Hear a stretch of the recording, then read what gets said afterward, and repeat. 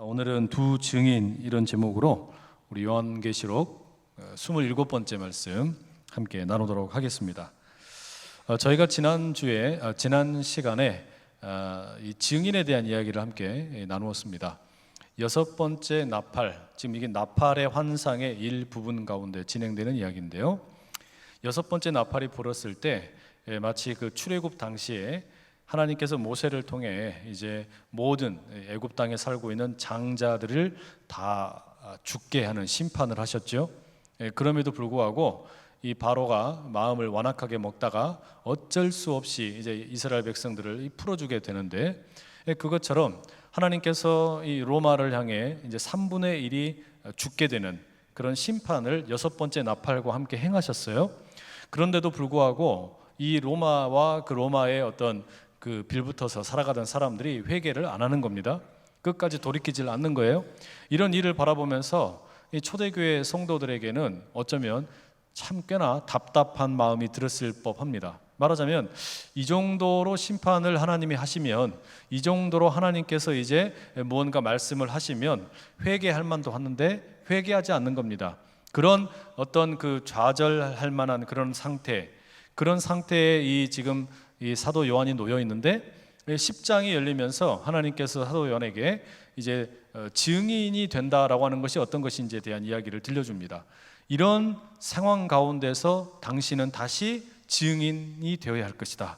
다시 예언하여야 하리라. 다시 세상을 향해서 이 복음을 증거하여야 하리라. 이런 이야기가 이 10장의 내용 가운데 이렇게 등장을 하죠. 그래서 증인이 된다는 게 어떤 거냐? 우선은 그 계시의 말씀이, 봉인되었던 말씀이 풀어지게 되는 거, 말하자면 그 7개의 봉인되었던 두루마리, 그거를 이제 먹게 되고, 그걸 먹을 때는 입에서는 달콤하지만 뱃속에서는 너무나 부글부글 끓고 힘들었어요. 말하자면 이 말씀이 내 것으로 온전히 소화되는, 내면화되는 것은 꽤나 어렵다라는 것을 보여주는 이 상징적인 말씀입니다. 하나님의 말씀이 우리가 알아갈 때는 참 재미있고 흥겹지만 이것이 내 삶 속에 완벽하게 녹아지게 된다는 것은 쉽지 않다는 이야기죠.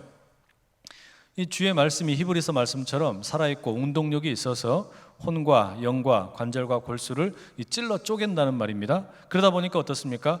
내 본성과는 다르게 부딪히게 되는 일들이 생기고, 그러면서 갈등이 생기기도 하고, 이게 소화가 잘 안 되는 거예요. 그게 말하자면 증인이 되기 위해서 꼭 극복해야 할 어떤 그런 과제다라고 할 수 있습니다. 말하자면 복음을 증거하는 증인이 된다라고 하는 것은 단지 성경에 대한 지식이 많은 것으로는 불충분하고, 하나님에 대한 지식이 있다라고 하는 것으로는 불충분하고, 이 말씀이, 하나님 주신 말씀이 내 것으로 온전히 소화되고 그것이 경험되어야만 증인이 될 수 있다는 그런 말씀이죠. 그러면서 동시에 이 증인에게 요구되는 것은 겸손합니다. 이런 얘기도 함께 나누었죠. 하나님께서는 책을 먹어라, 책을 받아서 천사로부터 먹어라 그랬는데, 이 사도 요한이 작은 책을 달라 그랬어요. 그 이야기는 이 하나님의 계시의 세계가 너무나 광활하게 이렇게 전개가 되고 열렸지만 그 가운데 우리가 이해할 수 있는 부분은 일정 부분밖에 되지 않는다. 이 말하자면 증인에게는 이런 어떤 기본적인 겸손함이 요구된다라고 하는 내용을 함께 보았죠. 그리고서 이제 이 11장에 들어오니까 두 증인의 환상을 봅니다. 이 두 증인, 두 감람나무로 대비되는, 또 모세와 엘리야로 대비되는 이 두 증인의 환상이 나오는데, 이 증인의 사역이 뭔지에 대해서 조금 더 구체적으로 이야기를 하는데, 그게 뭐였냐면 측량하는 것으로 이렇게 묘사가 되었어요. 성전의 이 건물을 측량하고 성전 안에 있는 이런 기구를 측량하라고, 뿐만 아니라 그 속에 있는 사람들을 측량하는 이야기가 이렇게 소개가 되었죠. 측량이 된다라는 것은 쉽게 이야기하면 무질서한 세계 가운데 하나님의 말씀으로 질서를 잡아주는 겁니다. 세상에 아무렇게나 살아가는 사람들에게 말씀이 들려져서 이렇게 사는 것이 인생의 본래 목적이구나, 삶의 의미가 여기 있구나, 이걸 깨닫게 해주는 게 이 예언의 사역, 말하자면 증인의 사역이다. 이걸 이야기를 한단 말이죠. 말하자면 사람이 하나님의 말씀이 없으면, 묵시가 없으면 백성이 방자에 행하거니와, 잠언의 말씀처럼 우리가 하나님의 말씀이 없으면 아무렇게나 살아갈 수밖에 없는데, 바로 그런 인생들이 이 주님 앞에 나와 예배를 드릴 때 말씀을 받는다라는 것은 자신의 인생의 질서를 잡게 되는 것, 혼돈과 공허함이 물러가게 되고 인생에 하나님께서 주시는 의미를 발견하는 것, 그걸 측량하는 것으로 이렇게 비유의 말씀을 들려주셨죠. 그리고 이제 증인이 된다라고 하는 것은 이게 그냥 어느 날 벼랑간 하늘에서 뚝 떨어지는 사역이 아니고, 이것은 오랜 시간 동안 역사 속에서 수없이 많은 예언자들과 증인들의 전통을 이어받아서 우리가 그 바톤을 이어받는 사역이다. 그래서 모세와 엘리야가 하나님 예수님과 함께 이 변화산상에서 함께 만나서 모세의 수많은 그 율법의 말씀들, 엘리야의 수많은 예언의 말씀들이 결국 궁극적으로 가리키는 대상은 예수님이다. 그리고 그 예수님을 통하여 이제 그 모든 증인들의 어떤 목적이 성취가 된 것처럼 이제 우리가 증인이 된다라는 것은 이 모세와 엘리야처럼 우리는 이제 예수 그리스도의 복음, 이 십자가의 죽으심과 부활하심의 이 복음을 우리가 이어받아서 교회가 증인이 되고 성도가 증인이 되어서 이 세상 가운데 증거하는 일이다. 이런 이야기를 함께 나눴죠. 그러면서 동시에 무슨 이야기까지 나눴냐면, 이 증인의 사역을 할 때 하나님께서는 그냥 알아서 증인이 되어라 라고 하시는 게 아니고, 모세와 엘리야에게 능력을 주시고 힘을 주셔서 그들의 증인의 사역 가운데 함께 하셨던 것처럼, 오늘 우리가 증인이 될 때, 오늘 읽지 않았지만 지난 시간에 읽었던 5절과 6절에 나오는 말씀처럼 이 증인에게는 하나님께서 능력을 주신다, 하늘의 권세를 주신다, 이런 이야기를 우리가 함께 나눴죠. 그게 우리가 지난 시간까지 나눈 이야기예요. 자, 그리고 보니까 여러분, 이 증인이 된다라는 거 어때요? 꽤나 근사한 일입니다. 그렇죠? 하나님께서 능력을 주시지요. 이 능력 가지고 모세와 엘리야가 증언했던 것처럼 이 귀하게 쓰임 받는 거예요. 그런데 제가 지난 시간에 말씀을 드릴 때 여기까지만 말씀을 드리고 7절부터 나오는 이야기는 나중에 말씀드리겠다 그랬어요. 기억나세요? 예. 그래서 이제 오늘 이야기는 조금 이제 뉘앙스가 좀 다릅니다. 지난 시간까지의 이 증인은 이 하나님의 계시의 말씀을 받아서 먹고 내 것으로 내면화시키고 겸손함을 가지고 모세와 엘리야의 바톤을 이어받아서 능력을 받아가지고 세상 가운데 복음을 증거하다, 세상에 회개를 하지 않아도 이 사역을 우리는 여전히 계속해야 된다, 아주 멋진 그런 모습으로 딱 끝맺음이 됐습니다. 그런데 이제 오늘 들려주시는 이야기는 조금 달라요. 자, 7절 말씀 함께 읽어보실게요. 7절 시작. 그들이 그 증언을 마칠 때에 무적행으로부터 올라오는 짐승이 그들과 더불어 전쟁을 일으켜 그들을 이기고 그들을 죽일 터인즉. 자, 요 이유 때문에 제가 지난 시간에 이 말씀을 다루지를 않았어요. 이제 이 증인들이 모세와 엘리야로 어떤 그 묘사되는, 상징적으로 묘사되는 두 감람나무와 같은 초대교회의 증인들, 성도들, 교회들, 그리고 오늘날의 교회들과 성도들도 다 마찬가지입니다. 같은 맥락이 있습니다. 이들이 증언을 마칠 때, 여러분 그 증언의 이 어떤 활동, 증언의 시간이 지난 우리가 시간에 나눌 때 뭐 42개월, 1260일, 한때, 두때, 반때, 3년 6개월 다 뭐예요? 같은 기간이었잖아요. 이 같은 기간 동안에 증언의 사역을 감당하게 되는데 우리가 그 지금 이 시간을 보내고 있는 중인데, 이 증언을 마칠 때 무슨 일이 생기냐면 무적행으로부터, 무적행이라고 하는 것은 근원이 없다는 말입니다. 이 밑바닥이 없다는 이야기예요. 그러니까 밑이 뻥 뚫린 것 같은, 이 말하자면 하데스의 세계, 죽은 자들이 거하는 세계, 스올의 세계, 이 지옥으로 불리우는 게헨나, 이런 의미를 담고 있는 그 무적행으로부터 누가 올라오냐면 짐승이 올라온대요. 짐승. 여기서 나오는 이 짐승의 정체는 이제 나중에 13장에 가면 조금 더 자세하게 나오게 됩니다. 그런데 이 짐승이 막 스멀스멀 기어 올라와서 뭘 하냐? 이 증인들과 전쟁을 한대요. 막 싸움을 하는 거예요. 이 증인들과. 여러분, 이게 무슨 이야기냐면 하나님의 복음, 예수 그리스도를 증언하는 이 증인의 사역을 감당을 하게 되면 자연스럽게 악한 사탄 마귀의 세력들이 우리를 공격하는 일들이 생겨난다는 이야기예요. 교회가 주님을 증거하고 또 성도가 복음을 증거하면 자연스럽게 이런 핍박이 따라온다는 이야기죠. 달리 말하면요, 우리가 대충 예수 믿으면 사탄도 우리를 대충 거의 건들지도 않아요. 내버려둬요. 왜? 건드리지 않아도 그냥 혼자서 비실비실 자빠지니까. 근데 성도가 말씀으로 무장을 하고 증언을 하는 증인이 되어서 세상 가운데 복음을 증거하며 살려고 하면 사탄이 어떻습니까? 긴장을 하는 거예요. 이 사탄이 저 사람 저 그리스도인 저거 문제 있네, 저거 우리의 이 어떤 사탄의 세상을, 사탄의 나라를 막 공격하려고 그러네, 사탄의 나라를 빼앗아 먹으려고 그러네, 이렇게 하면서 긴장을 하면서 어떻게 합니까? 공격을 한단 말이죠. 그걸 지금 묘사하고 있는 말씀이 이 7절의 말씀입니다. 그러니까 성도가 정신을 차리고 있으면 있을수록 시험이 찾아오는 게 당연한 겁니다. 고난이 찾아오는 게 당연한 거예요. 그래서 이 무적행으로부터 올라온 짐승이 이 두 증인, 두 감람나무와 같은 모세와 엘리야의 사역을 이어받은 증인들, 또 이 교회들, 이들을 공격을 하는데 어떤 일이 벌어집니까? 전쟁을 하고 심지어는 이들을 죽인대요. 이들이 이 짐승에 의해서 죽임을 당하고 전쟁에서 져가지고 죽임을 당한다. 자, 여러분 어때요? 이런 일을 보니까 증인하고 싶으세요? 안 하고 싶으세요? 지난주에는 괜찮았는데, 그렇죠? 지난 시간에는 꽤 괜찮았는데 하나님께서 능력도 주시고, 와, 모세와 엘리야의 어떤 그 사역도 이어받고, 하나님께서 막 그냥 인정해 주시는 것 같고, 측량하는 사역도 하고, 무질서의 질서를 부여하고, 와, 꽤 괜찮아 보였는데 어때요? 내가 그렇게 예쁘게 멋있게 쓰임 받으려고 하면은 꼭 이 악한 짐승이 무적행에서 올라와서 전쟁을, 시비를 건단 말이죠. 그리고 우리를 죽인대요. 어떻게 이래도 증인하실랍니까? 이제는 조금 할까 말까 망설여지시죠? 뭐 그럴 수 있습니다. 자, 그런데 이 이야기가 여기서 끝나는 게 아니에요. 8절 봐보세요. 8절 함께 읽습니다. 그들의 시체가 큰 성 길에 있으니 그 성은 영적으로 하면 소돔이라고도 하고 애굽이라고도 하니 곧 그들의 주께서 십자가에 못 박히신 곳이라. 이 두 증인이 이 지금 이 무적행에서 올라온 짐승에 의해서 전쟁을 하고 싸워가지고 지고 또 죽임을 당하는데, 죽임 당하는 것으로 끝나는 게 아니라 어떻게 된다고요? 이 시체를 성에다가 막 이렇게 늘어놓는 거예요. 이 성에, 그 시체가 큰 성의 길에 이렇게 그냥 막 뭐라 그럴까요? 전시 효과처럼 이렇게 막 늘어서 있게 됩니다. 근데 이 성이 어디냐? 뭐라고 부르냐면 영적으로 하면 소돔이고 또 애굽이고 동시에 주님께서 십자가에 못 박히신 곳이다, 이렇게 말합니다. 영적으로 말하면 소돔 또 애굽, 동시에 예수님께서 십자가에 못 박히신 곳 어디죠?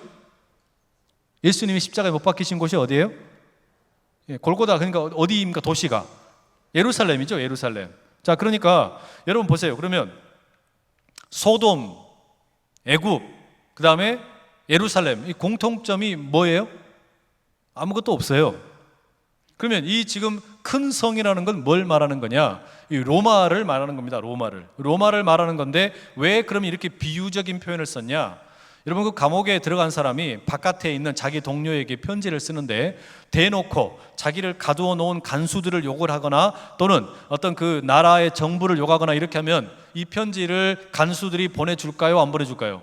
안 보내주죠. 이 검열을 해가지고 이거는 잘라버리죠. 그래서 여기서 지금 이 큰 성을 로마라고 지칭을 해버리면 이 성도들에게 보내는 이 편지는 읽혀질 수가 없는 거예요. 그러니까 로마라고 지칭을 안 하지만 로마인 것을 알 수 있도록 표현을 합니다. 그래서 뭐라 그러냐면 영적으로 하면 소돔이다. 소돔이 어떤 도시입니까? 음란하고 하나님을 대적하던 그런 도시였죠. 또 애굽이다. 애굽이라 그러면 이스라엘 백성들을 오랫동안 포로로 억누르던 그런 도시입니다. 또 예루살렘이다. 주님께서 십자가에 못 박히신 곳, 말하자면 하나님을 대적하고 로마의 군인들이, 유대인들이 하나님의 아들 예수 그리스도를 십자가에 못 박은 곳이다.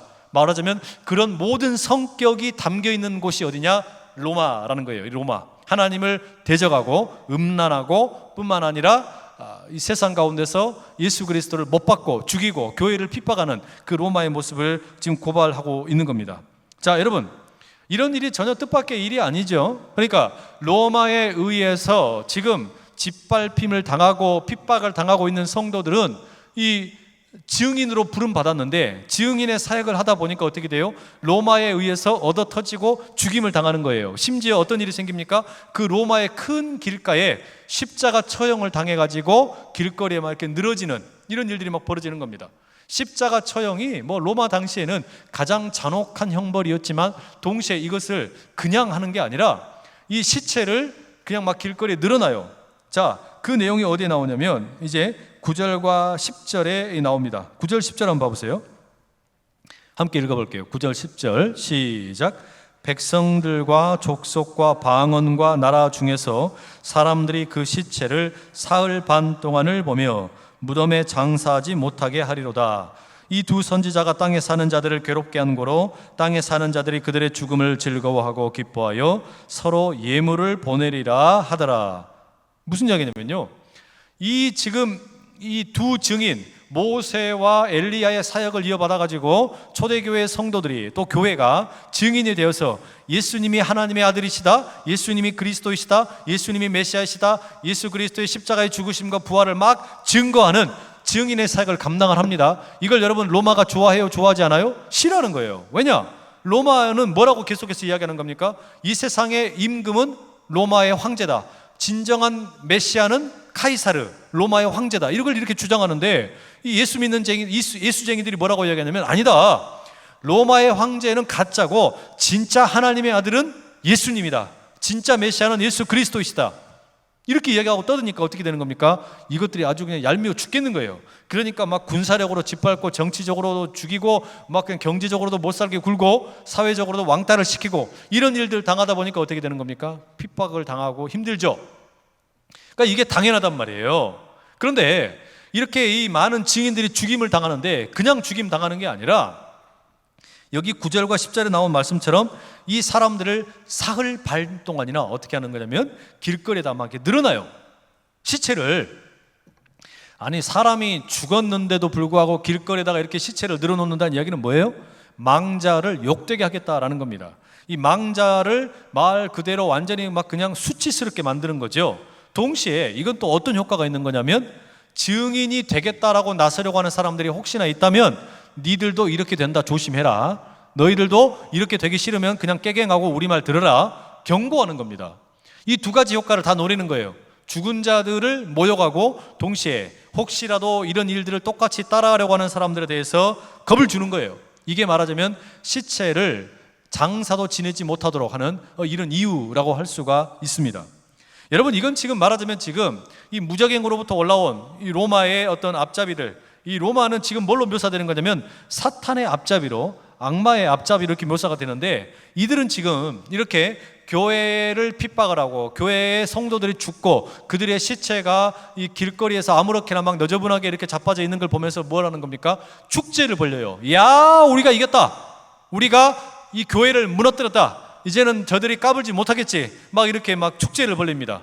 무엇과 비슷한 거냐면, 예수님께서 이 골고다 십자가에서 죽으셨을 때, 여러분 그때 이 사탄은, 이 마귀는 어떻게 생각한 겁니까? 우리가 하나님의 아들을 죽였다, 그러니 이제는 우리가 왕노릇하자, 우리가 이제는 모든 것을 우리 마음대로 할 수 있다, 이렇게 느낀 거 아니었어요? 그래서 자기들끼리 막 파티 하면서 난리 막 브루스를 떨었거든요.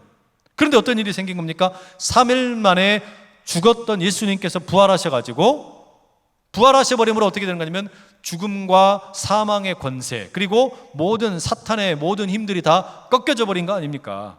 마치 그처럼 여러분, 지금 이 두 증인, 예수님이 십자가에 죽으신 부활과 그 다음에 이걸 증거하고 예수님만이 그리스도이시다, 이거를 증거하던 이 증인들이 무적행에서 올라온 짐승들에 의해서, 로마에 의해서 죽임을 당했어요. 사탄의 세력에 의해서 죽임을 당했어요. 그런데 이들을 지금 보면서 이 지금 로마의 세력들은 10절의 말씀에 의하면 너무너무 즐거워하면서 기뻐하고 서로 간에 선물 교환까지 합니다.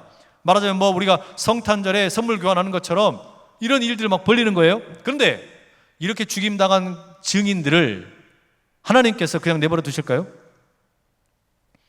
하나님께서 이 증인들을 그냥 내버려 두시지 않는단 말이죠. 그래서 11절 봐보세요. 이렇게 기록되어 있습니다. 함께 읽습니다. 시작. 3일 반 후에 하나님께로부터 생기가 그들 속에 들어가매 그들이 발로 일어서니 구경하는 자들이 크게 두려워하더라.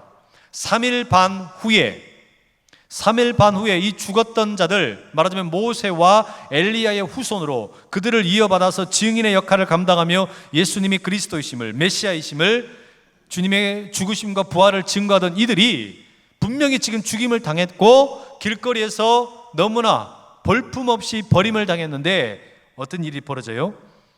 하나님의 생기가 그들에게 들어갑니다. 하나님의 생기가 들어가서 이들이 부활을 하는 거예요. 누구처럼? 예수님처럼 예수님께서 죽으셨으나 사망 권세를 이기시고 하나님께서 예수님을 살리셨던 것처럼 이 증인들을 살리신다는 이야기예요. 여러분, 그러면 어떠세요? 증인할 만합니까? 어떠세요? 다시 하실래요? 하실래요? 처음에 좀 할만했는데 이게 그냥 죽임을 당한다 그러니까 조금 영 끌적지근했는데 다시 하나님께서 생기를 불어넣으신대요. 자, 이 생기를 불어넣는 이야기는 뭐 우리가 구약 성경에서 많이 찾아볼 수 있죠. 하나님께서 흙으로 사람을 지으시고 그 코에 생기를 불어넣어서 사람이 뭐가 됩니까? 살아있는 영, 생령이 되었죠. 또한 에스겔 37장 9절 10절에 나오는 그 마른 뼈들의 환상, 제가 읽어드릴게요. 또 내게 이르시되 인자야 너는 생기를 향하여 대언하라. 생기에게 대언하여 이르기를 주 여호와께서 이같이 말씀하시기를 생기야 사방에서부터 와서 이 죽임을 당한 자에게 붙어서 살아나게 하라 하셨다라. 이에 내가 그 명령대로 대언하였더니 생기가 그들에게 들어가며 그들이 곧 살아나서 일어나 서는데 극히 큰 군대더라. 뼈마디가 하나님의 생기가 막 들어가니까 어떻게 되는 겁니까? 각자 집합하니까 어떻게 되는 거예요? 이 생기의 명령을 따라서 갈비뼈가 붙고 또 허리 디스크 막 뼈가 붙고 그 다음에 막 두개골이 붙고 그 다음에 갈비뼈 다 붙고 막 다리뼈 붙고 손발 다 붙어요. 손가락까지 다 붙은 다음에 그 다음에 어떤 일이 생기는 겁니까? 이제 막 살이 붙기 시작하는 거예요. 막 근육이 붙어요. 그리고는 장기가 만들어져요. 그리고서는 막 힘줄이 다 붙어요. 그리고 난 다음에 이제는 거기에 호흡이 살아나는 거예요. 큰 군대가 됐습니다. 마치 그것처럼 생기가 죽었던 이 두 증인에게 불어 들어가니까 이 생기, 구약 성경에서는 히브리 말로는 이게 루아흐라고 그래요. 루아흐. 그 다음에 헬라 말로는 푸뉴마라고 그래요. 하나님의 호흡, 바람 또는 뭐 에너지, 뭐 역동성, 생명, 다양한 뜻이 들어있어요. 이 호흡이 죽었던 자들에게 들어가니까 어떻게 된 겁니까? 이들이 살아났단 말이에요. 이들이 살아났어요. 여러분, 이게 뭘 얘기하는 거냐면 증인으로 살아가다 보면 마땅히 내가 말씀 붙들고 살고 하나님의 살아계심을 증거하고 예수 그리스도의 죽으심과 부활을 증거하고 예수님이 그리스도입니다, 이 복음을 증거하고 이 말씀을 붙들고 살아가는 증인의 삶을 살면 자연스럽게 따라오는 게 뭐냐면 무적행으로부터 올라오는 악한 사탄 마귀의 공격과 시험이 있을 수밖에 없단 말이에요. 그래서 때로는 우리가 순교를 당하는 일들을 만날 수도 있어요. 넘어질 수 있어요. 좌절을 할 수 있어요. 그래서 우리가 진 것처럼 느껴지고 패배가 된 것 같고 우리가 그냥 완전히 아무것도 아닌 것처럼 되어버리는 그런 지경에 될 때가 있단 말이죠. 성도가 무너질 때가 있고 교회가 무너져 버릴 때도 있습니다. 그런데 이 말씀 지금 뭐라고 얘기하는 겁니까? 성도의 삶이 무너져 보이고 교회가 희망이 없어져 보이고 아무것도 없는 것처럼 보이는 그때에 무슨 일이 벌어지냐? 하나님께서 그 성도들을 향해서 교회를 향해서 생기를 후 불어넣으신다는 거예요. 살리신다는 이야기예요. 여러분, 그렇기 때문에 우리 눈에 보기에 성도가 좀 넘어져 보이고 교회가 지금 희망이 없어 보이고 무너져 보일지라도 뭘 믿어야 되는 거냐면 하나님의 생명이 불어 들어가게 되면 하나님의 생기가 그 안에 들어가면 다시 살아나게 되는 줄로 믿습니다. 정작 우리가 진정으로 붙들어야 될 건 뭐냐면 성령께서 우리 안에 있느냐, 이게 중요한 거예요. 진정으로 우리가 그러니까 넘어져 있을지라도 성령께서 우리 안에 들어오시기만 하면 우리가 다시 살아난다는 이야기입니다. 이 은혜를 우리가 함께 누릴 수 있기를 축복합니다. 그러니까 성령이 함께 하시면 초대교회의 역사만 우리가 사모할 것이 아니라 초대교회의 역사는 여전히 계속되고 있고 사도행전의 역사가 계속되고 있고 증인의 사역은 절대로 무너지지 않는다는 이야기예요. 예수님께서는 그 증인들을 살리셨어요. 마찬가지로 교회의 역사가 계속되는 한 우리 주님이 다시 오실 때까지 이 교회는 증인의 사역을, 성도는 증인의 사역을 끝까지 감당하게 된다라는 겁니다. 이게 여러분, 이걸 믿으셔야 돼요. 눈에 보이는 교회가 지금 조금 초라해져 보일 수 있고 내 개인의 신앙이 조금 약해져 보일 수 있어요. 그러나 주님께서 한 번만 만져주시면 다시 불 붙는단 말이에요. 이 보잘것없는 우리 인생도 성령이 불태워 주시면 가시떨기가 불타지만 사라지지 않고 그대로 살아있는 것처럼 주여 이 가시덤불에도 불로 임하여 주십시오. 우리를 사용하여 주십시오. 주님께서 우리 가운데 그렇게 놀랍도록 은총 주시기를 간절히 축복합니다. 여러분, 우리가 뭐 한 번뿐인 인생인데 뭐 여러 가지 복잡하게 살 것 없어요. 그냥 성령에 붙들려서 살아가는 말씀의 사람으로 증인의 삶으로 힘있게 달려가는데 우리의 인생의 목적이 있기를 축복합니다. 그러면 돼요. 그러면 되는 거예요. 다른 거 막 두리번거릴 것이 없어요. 거기를 향해서 표대를 향하여 달려가는 인생, 그 가운데 하나님 함께 하신단 말이죠. 이어지는 12절 보십시오. 이렇게 기록하고 있죠. 함께 읽어보시죠. 하늘로부터 큰 음성이 있어 이리로 올라오라 함을 그들이 듣고 구름을 타고 하늘로 올라가니 그들의 원수들도 구경하더라. 자, 두 증인이 부활했습니다. 하나님의 생기가 들어가서 이들이 살아났는데 이들을 향하여 하늘에서 음성이 들려요. 무슨 음성이 들립니까? 이리 올라와라. 이리 올라와라.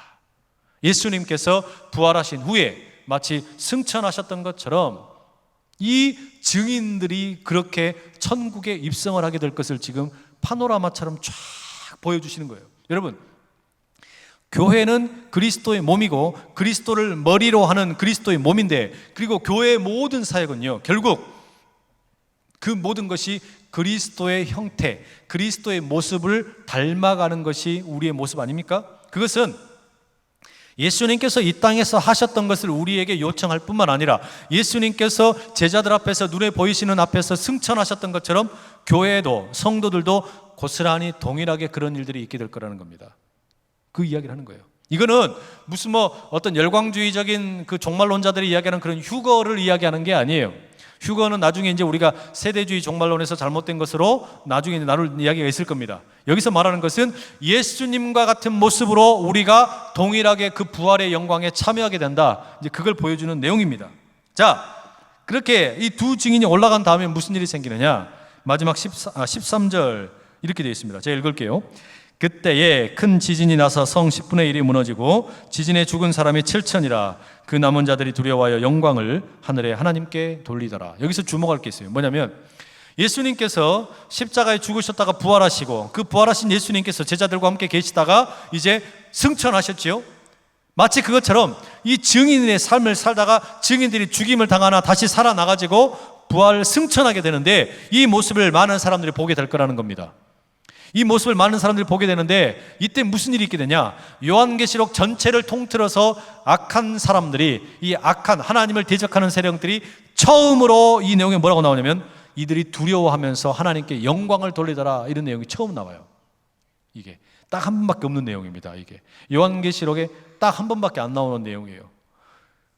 땅에 있는 하나님을 대적하고 하나님을 멸시하던, 또 교회를 무시하고 세상을, 이 교회를 핍박하고 증인들을 죽이던 사람들이 하나님을 두려워하는 경우가 딱 한 번이에요. 언제냐? 성도들이 이렇게 부활의 영광 가운데 승천하게 될 때, 이때 이들이 벌벌 떠는 거예요.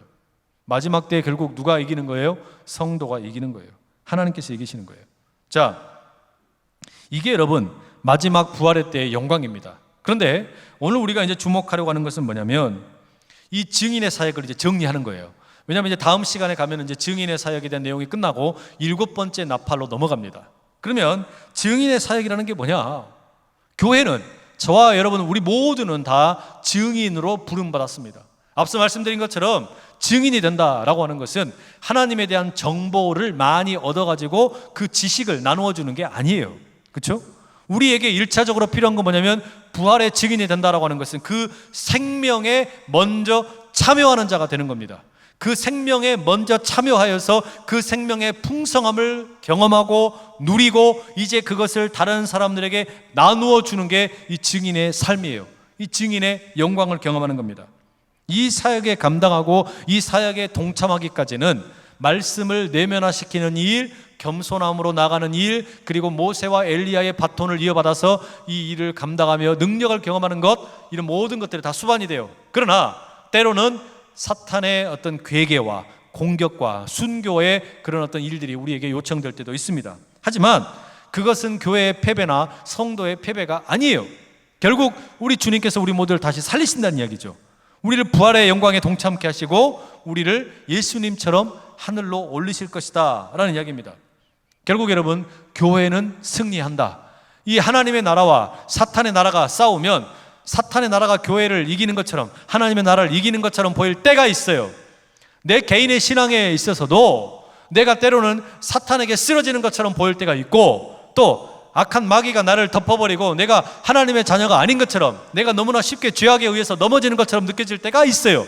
그러나 우리 주님께서 우리에게 다시 생기를 불어넣으심으로 우리가 일어나게 되고, 교회여 일어나라, 주께서 부르시니 일어나라, 빛을 발하라, 가서 소금이 되고 빛이 되어라. 우리를 그렇게 주님께서 결국 승리케 하여 주시는 것을 믿으실 수 있기를 축복합니다. 그래서 마지막 14절 이렇게 되어 있죠. 둘째 화는 지나갔으니 보라, 셋째 화가 속히 이르는도다. 여섯 번째 나팔이 불리우기 전에 있었던 세 번 화가 있을 것이다, 그런 얘기가 있었어요. 두 번째 화가 지나간 거예요. 이제 일곱 번째 나팔이 불려지게 될 겁니다. 자, 이제 정리를 합니다. 여러분, 여기서 오늘 우리가 이제 마지막 정리하려고 하는 건 뭐냐면, 증인의 사역을 이 성경의 요한계시록은 어디에다 위치시키고 있냐라는 거예요. 저와 여러분을 증인으로 부르셨다 그럴 때 이 증인이 된다라고 하는 것을 어디에다 위치시켰냐면, 일곱 개의 나팔의 환상이 진행되는 가운데 여섯 번째 나팔과 일곱 번째 나팔 사이에다가 위치시키고 있습니다. 그렇죠? 여섯 번째 나팔, 거기서 하나님께서 이 로마를 심판하셨는데 3분의 1의 사람이 죽었음에도 불구하고 여전히 완악하게 회개하지 않는 로마, 이 세상, 그 세상의 완악함을 다 보여주신 후에 하나님께서는 우리를 증인으로 부르셨어요. 지금도 마찬가지입니다. 이 세상은 여전히 하나님을 향하여 대적하기를 기뻐하고 하나님께로 돌아오지 않으려고, 할 수만 있다면 하나님을 향해서 막 싸우고 있는, 하나님을 싫어하는, 하나님을 섬기기를 거절하는 그런 세상입니다. 그런 여섯 번째 나팔 이후에 우리를 증인으로 부르셨다는 이야기예요. 그리고 이제 일곱 번째 나팔이 불려지기 전까지 우리가 증인의 사역을 감당해야 된다는 겁니다. 자, 그런데 이 여섯 번째 나팔을 감당할 때 보니까 10장 3절의 내용이랑 보면은 막 우레소리, 일곱 개의 우레소리가 막 들리는 내용들이 나왔어요. 이게 무슨 이야기냐? 여러분, 나팔 소리와 증인의 사역이 함께 병행하여서 나오게 되는 가장 그럴듯한 말씀은 구약성경 출애굽기에 나옵니다. 구약성경 출애굽기에 보면 나팔 소리와 함께 증인의 사역을 한다는 것이 어떤 식으로 등장하는지를 우리에게 보여줍니다. 그 내용이 출애굽기 19장 16절, 이 모세가 시내산에 올라갔을 때의 모습을 우리에게 보여줘요. 자, 제가 읽어드릴게요. 출애굽기 19장 16절. 셋째 날 아침에 우레와 번개와 빽빽한 구름이 산 위에 있고 나팔 소리가 매우 크게 들리니 진중에 있는 모든 백성이 다 떨더라. 나팔 소리가 울리면 백성들이 떱니다. 나팔 소리가 울리면 이 땅에 있는 사람들이 다 떨어요. 나팔 소리가 울릴 때마다 여러분, 1번부터 2번, 3번, 4번, 5번, 6번이 있을 때마다 이 세상을 향해서, 하나님을 대적하는 세상을 향해서 하나님이 심판하셨거든요. 회개하라고, 돌이키라고. 그러니까 나팔 소리가 들리면 세상에 떨어요. 그런데 이 나팔 소리와 함께 모세가 지금 시내산에서 하나님의 음성을 듣습니다. 시내산에서 율법을 받는 거예요. 이 율법을 받아서 뭐 하라는 거냐면, 네가 이 말씀을 받아가지고 증인이 되어라. 내 백성 이스라엘에게 가서 증인이 되어서 율법을 가르쳐라. 예언자로서 저들에게 증인의 역할을 감당하라, 이거거든요. 그런데 이것을 기가 막히게 묘사하는 내용이 출애굽기 19장 19절이에요. 거기 뭐라고 이야기하냐면 이렇게 되어 있습니다. 함께 읽어볼게요. 19장 19절. 자, 함께 읽습니다. 시작. 나팔 소리가 점점 커질 때에 모세가 말한즉 하나님이 음성으로 대답하시더라. 한 번 더 다시 한번 읽어볼게요. 이 내용이 아주 중요한 내용입니다. 시작. 나팔 소리가 점점 커질 때에 모세가 말한즉 하나님이 음성으로 대답하시더라. 나팔 소리가 뭐하고 있습니까? 점점 커지고 있는 거예요. 랄랄랄랄랄랄랄 커지고 있는 거예요. 나팔 소리가. 그러니까 한 번, 두 번, 세 번, 네 번, 다섯 번, 여섯 번, 1번부터 6번까지 나팔 소리가 점점 커져가는 가운데 여섯 번째 나팔이 끝나고 그 다음에 이제 모세가 뭘 한다고요? 말을 해요. 이게 뭡니까? 증인으로서 말을 하는 겁니다. 무슨 말을 하는 겁니까? 시내산에서 하나님이 자신에게 주신 그 음성을 백성들에게 증거하는 거예요. 근데 이 나팔 소리와 함께 모세가 뒤를 이어서 증인의 음성으로 증언을 하니까 그 다음에 뭐라 그래요? 하나님이 음성으로 대답하시더라. 이게 무슨 이야기냐면요, 여섯 번째 나팔 소리와 일곱 번째 나팔 소리 가운데 증인이 부르심을 받는데 나팔 소리와 함께 세상에 벌벌 떨어요. 나팔 소리 다음에 모세가 말을 합니다. 증인의 이야기를 들려주는 겁니다. 그리고 났더니 하나님이 대답을 하신대요. 이게 무슨 이야기냐면, 여러분, 모세가 하나님으로부터 너 가서 내 백성을 애굽으로부터 구원하여라, 저들을 해방시켜라, 이 부름 받았을 때 모세가 뭐라 그랬어요? 아이고 하나님, 나는 말을 못해요. 나는 어눌한 자입니다. 말이 너무 부족해요. 이렇게 얘기했죠. 그런데 이 모세가 지금 이 시내산에서 나팔 소리 다음에 말을 합니다. 백성들을 향해서 말을 해요. 이 말이 어눌할까요? 어눌하지 않을까요? 어눌한 말이에요. 그 인간의 언어로서는 너무나 어눌한 말이에요. 보잘것없는 말입니다. 우리의 증언이 그럴 때가 있어요. 하나님께서 우리에게 증인이 되어라 라고 부르셨는데, 일상의 삶 가운데 남편에게 복음을 증거하고 아내에게 복음을 증거하고 일터에서 만나는 사람들에게 이 말씀을 나누고 큐티 말씀을 함께 서로 간에 나오고 또 뭐 마주치는 사람들에게 서로 가운데 인사를 하면서 이 복음을 나누고 예수님의 마음을 나눌 때, 여러분 그때 우리가 어떻게 얘기합니까? 막 그냥 막 폭포수처럼 이렇게 이야기합니까? 아니죠. 보잘것없는 목소리로 안녕하세요, 예수 믿으세요, 그냥 힘없는 목소리로, 때로는 너무 평범한 작디 작은 음성으로, 우리가 세미한 음성으로 복음을 증거를 하는 거예요. 우리는 증인의 음성이라는 게 뭐 특별할 게 없어요. 보잘것없는 너무나 일상적인 언어입니다. 그런데 이 일상적인 언어가 예수 그리스도의 증인으로 완전히 무장한 사람이 자기 것으로 말씀을 완전히 내면화시키고 겸손함으로 이 모세와 엘리야의 뒤를 이어서 그 말씀을 쫙 나누면, 어눌했던 모세의 음성 뒤에 하나님의 음성이 넘치도록 들렸던 것처럼, 여러분 우리의 어눌해 보이는 그 증언까지도 하나님이 그렇게 사용하신다는 거예요. 이걸 믿으실 수 있기를 축복합니다. 이걸 믿으셔야 돼요. 내 증언, 내 증인. 그러니까 여러분 우리가 기도를 할 때, 하나님 오늘 하루 내가 살아가는 동안에 예수 그리스도의 살아있는 증인이 되게 해 주십시오. 내 입술에 파수꾼을 세워 주시옵소서. 그 이야기는요, 나의 일상의 언어를 증언이 되게 해달라는 거예요. 내가 평소에 그냥 누구와 대화하는 것이 예수님이 살아계심을 증거하는 도구가 되게 해달라는 거예요. 그러면 우리의 음성은 보잘것없을지 모르지만 그 위에 하나님께서 놀랍도록 역사해 주실 줄로 믿습니다. 이게 여러분 능력이에요. 이게 여러분 우리 증언의 기가 막힌 일이라는 말입니다. 여러분의 말하자면 말 재주에 증거의 능력이 나타나는 게 아니라, 우리가 얼마나 말을 막 그냥 잘하느냐에 증거의 능력이 나타나는 게 아니라, 그 말의 보잘것없음과 어눌함에도 불구하고 하나님께서 그 언어 위에다가 신적인 능력을 덮어버리시는 거예요. 이게 증언이에요. 이게 증인으로 부름받은 우리를 향한 하나님의 계획이란 말입니다. 여러분 이걸 믿으실 수 있기를 축복합니다. 와, 주님이 저와 여러분을 이 일로 부르셨어요. 그러니 여러분 날마다 기도하는 거예요. 내 언어가 우리 주님이 쓰실 만한 복된 증언이 되게 해주십시오.